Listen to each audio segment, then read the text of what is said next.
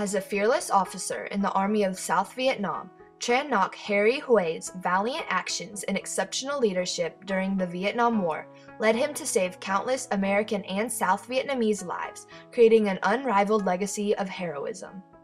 Born in Hue City, Vietnam on January 4, 1942, Tran Ngoc Hue, nicknamed Harry by his U.S. advisors, was exposed to the characteristics of a military leader at a young age, as many of his ancestors served in Vietnam. His father was a junior officer in the VNA. He stood for true independence and rejected communist ideas, principles that became a large motivator in Harry's life. Near the end of World War II, the Trans were forced to flee to enemy territory in the city of K Mon after the Japanese occupied their home city of Hue.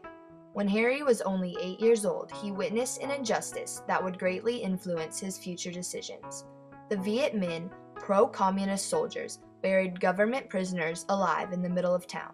After this horrific display, French soldiers were sent to K Mon to administer justice. However, the French caused mass destruction and chaos, and even raped one of Harry's young cousins. After these events, Harry vowed revenge on all that opposed democracy. Harry attended a boarding school dedicated to educating the sons of the Army of the Republic of Vietnam, or ARVN, officers. This school aimed to train future leaders of the ARVN. It was here that Harry and his teachers realized his natural abilities as a leader. After completing his schooling, Harry enrolled in the prestigious Vietnamese National Military Academy at Dalat. He excelled academically and had a determination that set him apart. Because of this, Harry knew he would become a leader in the fight for self-determination for the people of Vietnam. He graduated with the rank of second lieutenant in the ARVN. He went to war immediately after his training. Every young person in South Vietnam had to join the armed forces to fight the enemy of the country if those people wanted to survive and live in a democratic nation. The Vietnam War began in 1954 when North Vietnam expressed their desire to unify the entire country of Vietnam under communist rule. However, the South Vietnamese opposed communist ideas and preferred a country modeled after Western principles. U.S. involvement came in small increments, starting in the 1950s, with numbers increasing greatly in 1961. In 1963, the year that Harry graduated from the VNMA and entered the war, South Vietnam's president was assassinated. This led to 2 years of an unstable South Vietnamese government and thus a sharp decline in ARVN morale. Harry received his first command as part of the 3rd Company, 1st Battalion, 1st Regiment of the 1st ARVN Division. He took over as platoon commander and assistant company commander. Harry quickly established himself as a leader. He called for strict discipline, knowing that any indiscipline or barbarism of ARVN soldiers would push locals to supporting the enemy. Harry led by example and focused on creating close relationships with his men. Harry was loved and respected among his men for being a fair and honest leader, which in turn caused morale in the unit to increase substantially. His characteristics were in contrast to many officers in the ARVN who tended to be corrupt leaders. Harry overcame this stereotype of corruption and was recognized by his comrades as an unsung hero. Harry's United States advisors shared the same feelings towards him. One of his advisors, Lieutenant Colonel James Coolican, said, "One of the things that kind of would make Harry a very good leader, and one of the best that I served with, is that Harry, first of all, never expected his men to do something that he wouldn't do himself. And secondly, Harry always had the welfare of his soldiers in mind." The peak of Harry's military career came during the 1968 Tet Offensive. During Tet, the Lunar New Year, and an important Vietnamese holiday, a ceasefire had been signed. However, the North Vietnamese planned a series of attacks in order to catch the South Vietnamese off guard. By this time, Harry had been assigned to lead the Hac Bao Company, which consisted completely of volunteers and was also known as the Black Panthers. This was a fast reaction force summoned when other members of the ARVN couldn't arrive to a battle in time, or when a certain company needed reinforcement. During the Tet Offensive, the North Vietnamese targeted Harry's home city of Hue. Harry was awakened in his home by artillery fire and left his young family to join this company and fight off the NVA soldiers. Harry and his company's heroic actions saved 2 American soldiers from the battlefield and killed 50 enemy soldiers. The NVA succeeded in taking hold of the citadel at Hue. After a month of grueling and bloody battle, the Arvin regained the citadel, due in large part to Harry. I would say that Harry's unit was probably the one most significant that prevented the North Vietnamese from capturing the whole city, and then later on, as the battle went on, was instrumental in defeating the North Vietnamese in the city of Hue.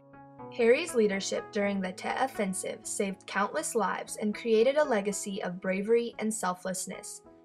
In 1971, while searching for enemy supplies, Harry was wounded for the 5th time as enemy forces overran his company. With most of 3 fingers on one hand now missing, he ordered his men to leave him behind and save themselves.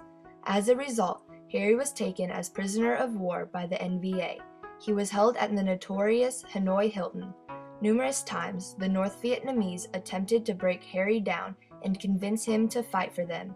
Harry refused to defect, even after being forced to live under horrendous conditions, including 6 months of solitary confinement. My physical body became weaker and weaker every day, but my spirit was very strong because when I judged myself, I knew I did the right thing to protect my people and keep my country out of the arms of the invaders. Harry was kept at the Hanoi for 6 months before being transferred to a POW camp, where he was again kept in solitude.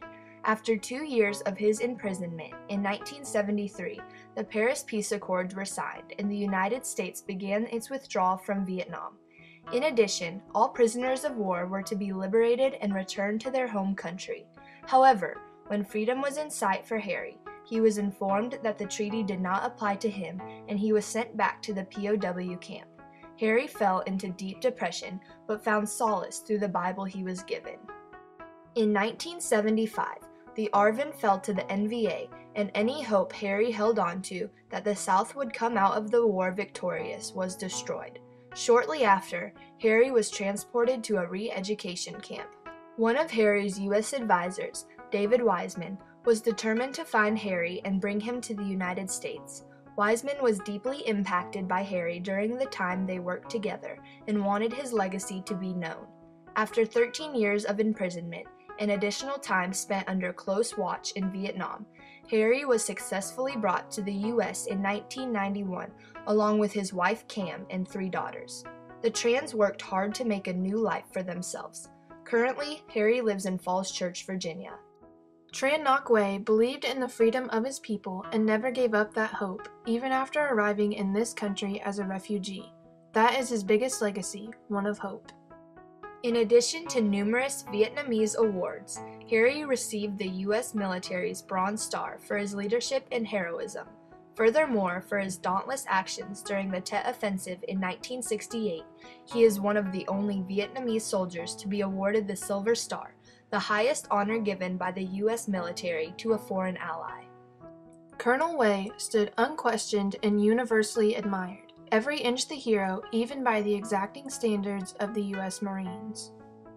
Harry's leadership saved many American and South Vietnamese lives and made a significant difference in a number of important battles. His actions left a great legacy of loyalty and humanitarianism. Very few American Vietnamese veterans know who Harry was or is, and he, along with his fellow soldiers in the 1st South Vietnamese Infantry Division, were the best fighters their country had to offer. Harry's legacy of heroism and leadership is still embraced by the U.S. military today. He has worked closely with U.S. advisors by providing insight into how our troops can best collaborate with the indigenous population to achieve military goals. This provided the blueprint used by our military in successful collaboration with our foreign allies in the Iraq War. As a fearless officer in the Army of South Vietnam, Tran Ngoc Harry Hue's valiant actions and exceptional leadership during the Vietnam War led him to save countless American and South Vietnamese lives, creating an unrivaled legacy of heroism. I didn't want to survive.